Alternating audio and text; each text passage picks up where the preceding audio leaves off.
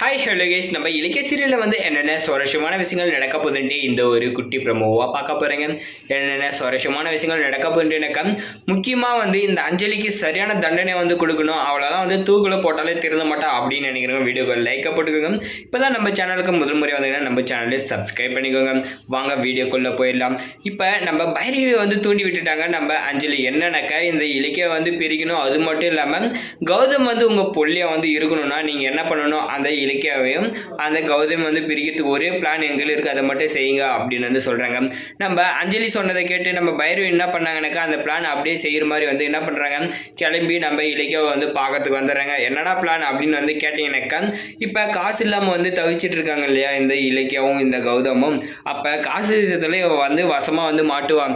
இவளை வந்து நம்ம ஈஸியாக வந்து நோகடிச்சிடலாம் அப்படின்னு சொல்லிட்டு பிரிச்சிடலாம் அப்படின்னு சொல்லிட்டு நம்ம பைரவி என்ன பண்ணாங்கனாக்கா, இப்போ வீட்டு வாடகையை வந்து கட்ட முடியாத அளவுக்கு வந்து பண்ணிட்டாங்க. இன்னொரு பக்கம் வந்து நம்ம கௌதம் வந்து கண்கலங்க வச்சுட்டாங்க. சரி, நம்ம இலக்கியவே சென்டிமெண்ட்ல தான் அடிக்கணும், வேற எதுவும் அடிக்க முடியாது அப்படின்னு வந்து சொல்லிட்டு நம்ம பைரவி என்ன பண்ணாங்கனாக்கா, இந்த மாதிரி ஒரு சுச்சுவேஷன் வந்து உருவாக்கி விட்டுட்டாங்க. அதுக்கப்புறம் வந்து என்ன பண்றாங்கனாக்கா, பின்னாடியே போயிட்டு நீ வந்து என் மகனை வந்து விட்டு போயிட்டாக்கா, நான் அவனுக்கு 2 கோடி ஒரு செகண்டில் கிடைக்கிற மாதிரி வந்து பண்ணிடுவேன், பிஸ்னஸும் வந்து அவன் நல்லபடியாக வந்து தொடங்கிடுவான் அப்படின்னு வந்து சொல்கிறாங்க.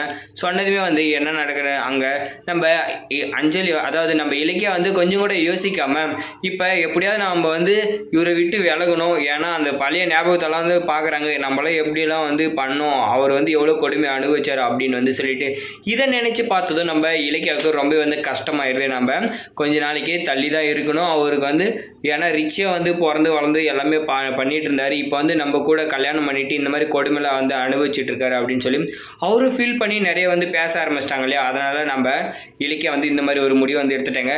இப்போ சத்தியமன் எனக்கு திரும்ப வந்து என் பையன்கிட்ட வரமாட்டேன், அவனை விட்டு போயிடும் அப்படின்னு வந்து சொல்லிட்டு சத்தியத்தெல்லாம் வந்து வாங்கிட்டு இருக்காங்க நம்ம பைரவி. நம்ம இலக்கியவும் கொஞ்சம் கூட யோசிக்காம அவங்களும் வந்து சத்தியம் பண்ணிடுறாங்க. அதை வந்து நம்ம ரேவதி வந்து பார்த்துறாங்க. பார்த்துட்டு பயங்கரமான ஷாக் ஆகிறாங்க. என்னடா அது இந்த மாதிரி ஒரு விஷயத்த வந்து பண்ணிட்டாங்க அப்படின்னு வந்து சொல்லிட்டு இன்னொரு பக்கம் வந்து நம்ம பைரவி பக்காவாக பிளான் போட்டு எல்லாமே வந்து நினச்சபடி நடத்திட்டு இருக்காங்க.